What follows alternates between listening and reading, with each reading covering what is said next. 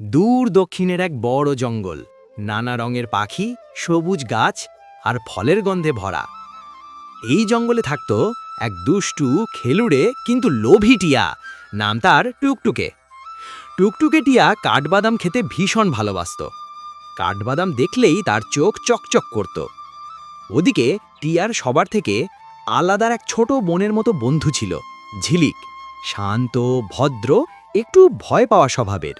একদিন টুকটুকে দেখে জঙ্গলের সব কাঠবাদাম প্রায় শেষ। সে বলল, ঝিলিক, চলো দূরের জঙ্গলে যাই, ওখানে প্রচুর কাঠবাদাম আছে শুনেছি। না না, আমি যাচ্ছি না, মা জানলে খুব রাগ করবে। আরে কিছু হবে না, আমরা সন্ধ্যার আগেই ফিরে আসব। তুমি গেলে তোমার জন্য আম, জাম, কাঁঠাল সবই এনে দেব। চলো না, মজা হবে। আমিও কি আমার পছন্দের ফল পাবো? অবশ্যই, যখন আমার সাথে যাবে তখনই তো। মাকে না জানিয়ে ঝিলিক টুকটুকের সাথে রওনা দিল। দুজনে উড়ে উড়ে দূরের জঙ্গলে পৌঁছালো।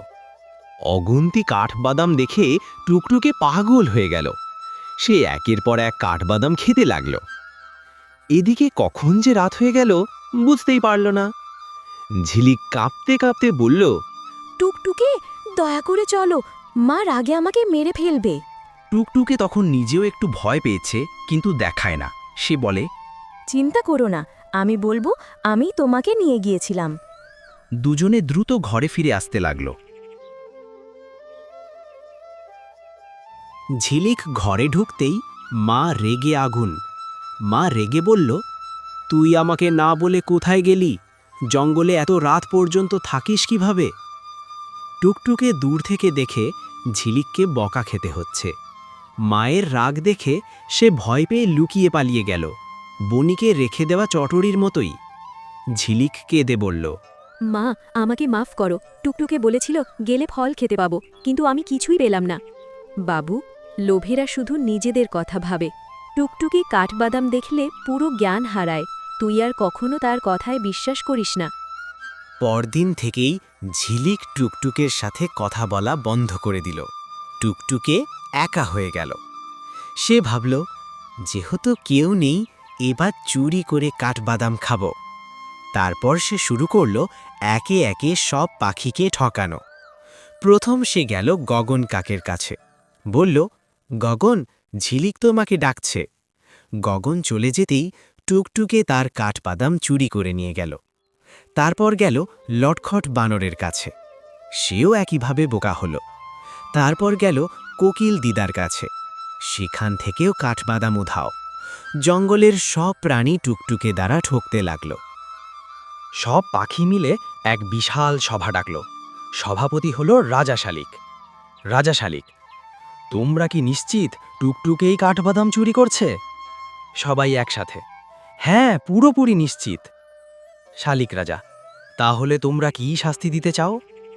এক পাখি বলল, ওকে জঙ্গল থেকে বের করে দেই। রাজা বললেন, না, ওরও এই জঙ্গলে থাকার অধিকার আছে। আমরা কাউকে বাড়ি থেকে বের করতে পারি না। তিনি বললেন, আমরা এটা করব, ওকে কেউ ডাকবে না, কেউ কথা বলবে না, কোনো উৎসবে তাকে রাখা হবে না, তাহলেই ও শিক্ষা পাবে। সবাই রাজি হলো। টুকটুকে হঠাৎ বুঝল সবাই তার উপর রেগে আছে। সে খুব একা হয়ে গেল, খেতে পারছে না, হাসতে পারছে না। টুকটুকি কাঁদতে কাঁদতে ভাবল, আমি সত্যিই খুব খারাপ করেছি। এভাবে সবাইকে বোকা বানানো ঠিক হয়নি। আমি রাজা হালিকের কাছে গিয়ে ক্ষমা চাইব। সে উড়ে গিয়ে বলল, রাজা মহাশয়, আমাকে ক্ষমা করে দিন। আমি ভুল করেছি, চুরি করব না আর।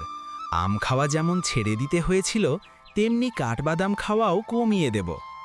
শালিক রাজা হেসে বলল, টুকটুকি, ভুল মানুষই করে, কিন্তু ভুল বুঝতে পেরে শুধরে যাওয়াটাই হলো আসল গুণ। এই কথা শুনে টুকটুকি খুশিতে কাঁদতে লাগল এবং সব পাখিরা তাকে আবারও বন্ধু করে নিল।